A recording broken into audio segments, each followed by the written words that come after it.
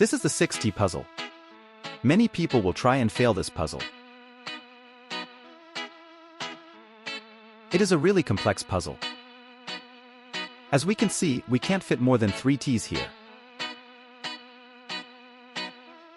Even if we put them vertically, still no luck.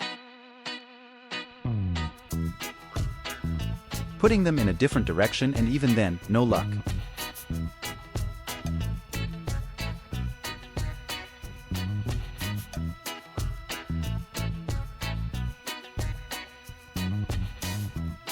The true way to solve it is to first put 1 T normally, then put 2 T's horizontally, then fit the last 3 T's in by turning them and pushing them in. It's just that simple.